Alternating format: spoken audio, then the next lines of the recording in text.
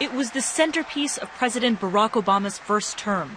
But 3 years since the so-called Dodd-Frank became law, no meaningful financial regulations have been implemented. Americans are still suffering the effects of the financial crisis. People in this country are frustrated. Banks have never really been held accountable for their failings. And today, the same question still remains.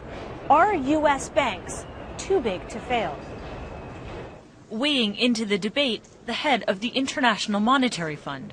The priority must be to continue to clean up the banking system by recapitalizing it, restructuring it, or where necessary, sizing it down by shutting down some banks.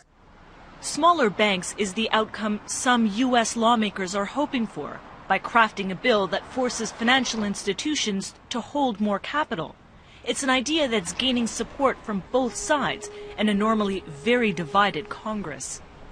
Although bankers are dismissive, there's a suggestion it would actually be in their best interest to be broken up. The idea would be that if you sort of separated out all the parts of J.P. Morgan Chase & Co., they would be worth more added up together than in fact they are as an integrated unit. Now, the banks themselves clearly disagree with this. They maintain that there is a great advantage from both scale and also from sort of the overall breadth that they have, which allows for diversification. But some argue being too big isn't the problem. It's being too secretive.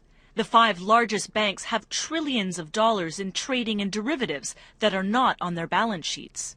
The issue is one of transparency and the fact that these organizations are opaque and not revealing essentially this gigantic gambling casino in which they are currently engaged.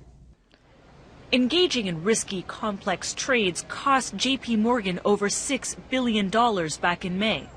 Confounding critics, America's largest bank survived the London whale debacle largely unscathed, suggesting its sheer size allowed it to weather that storm. Samir Hussain, BBC News, New York.